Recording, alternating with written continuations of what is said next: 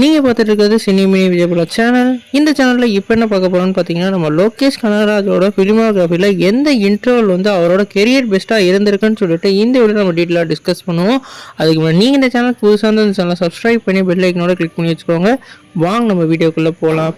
நம்ம லோகேஷ் கனகராஜ் இது வரைக்கும் வந்து மேக்ஸிமம் வந்து அவரோட கிளைமேக்ஸ் ஃபுல்லாக வந்து எல்லா ஆடியன்ஸையும் சாட்டிஸ்ஃபை பண்ணியிருக்கோம்.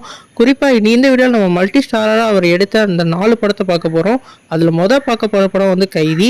இந்த கைதி தான் அவரோட ஃபிலிமோகிராஃபியே ஒரு முக்கியமான படம்னு சொல்லலாம். ஏன்னா மாநகரமுக்கு அடுத்து இந்த படத்துக்கு வந்து எதிர்பார்ப்பு வந்து இல்லவே இல்லை. குறிப்பாக இந்த படம் வந்து பிகிலோடு வந்து ரிலீஸ் பண்ணியிருந்தாங்க. இந்த படத்தில் வந்து நம்ம கைதியில் வந்து அந்த லாஸ்ட் கிளைமேக்ஸ் சீனில் வந்து அவர் சுடுற ஃபைட் சீக்வன்ஸ் ஃபுல்லாக வேறு லெவலில் இருக்கும். குறிப்பாக இந்த ஃபைட் சீக்வன்ஸ்க்காகவே இந்த படத்தை வந்து 4-5 தடவை வந்து நிறைய பேர் பார்த்துட்டு போனாங்க. இது வந்து ஒரு பெஞ்ச் மார்க்காக அவரோட கெரியரில் இருந்தது. ரெண்டாவது நம்ம பார்க்க போகிற படம் மாஸ்டர் படத்தில் வந்து கிளைமேக்ஸ் ஃபைட்டாக வந்து நம்ம விஜய்க்கும் விஜய் சேதுபதி அவர்களுக்கும் வந்து ஒரு கிளாஸாக வந்து காமிச்சிருப்பாங்க. குறிப்பாக இந்த ஃபைட்டும் வந்து உண்மையிலேயே ஒரு ஃபேஸ் ஆஃபாக வேறு லெவலில் இருக்கும்.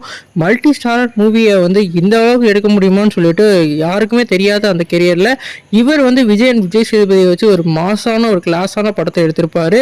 இதில் ஜேடி கதாபாத்திரம் வேறு லெவலில் பேசப்பட்டுச்சு.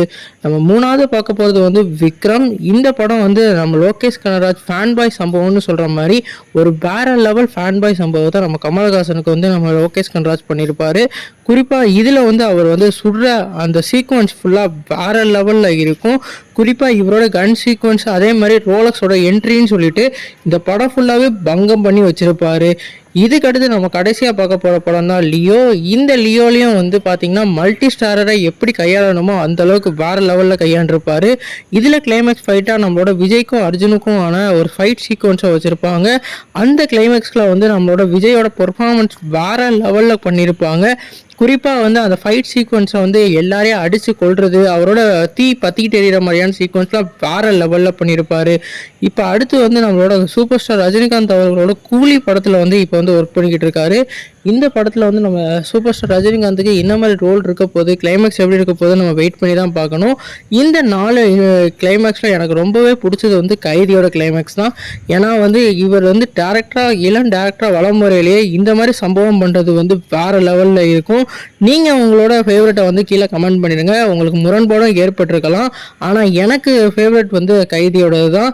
விக்ரமில் என்ன தான் வந்து அவர் வேறு லெவல் சம்பவம் பண்ணியிருந்தாலும் ஃபஸ்ட்டு அவர் பெஞ்ச் மார்க்காக இருக்கிறது கைதி தான். இப்போ வந்து நம்ம லியோ படத்தில் வந்து அவரோட பெர்ஃபார்மன்ஸ் பெஸ்ட்டாக வந்து வேறு லெவலுக்கு தளபதி பண்ணியிருந்தாலும் கைதி அளவுக்கு இந்த படத்தில் வந்து எதிர்பார்ப்பு அதே மாதிரி பூர்த்தியும் செய்யலை. இந்த வீடியோ உங்களுக்கு பிடிச்சிருந்தா லைக் பண்ணுங்கள், உங்களுக்கு ஃப்ரெண்ட்ஸுக்கு ஷேர் பண்ணுங்கள். இந்த சேனலுக்கு புதுசாக இருந்தால் சப்ஸ்கிரைப் பண்ணுங்கள்.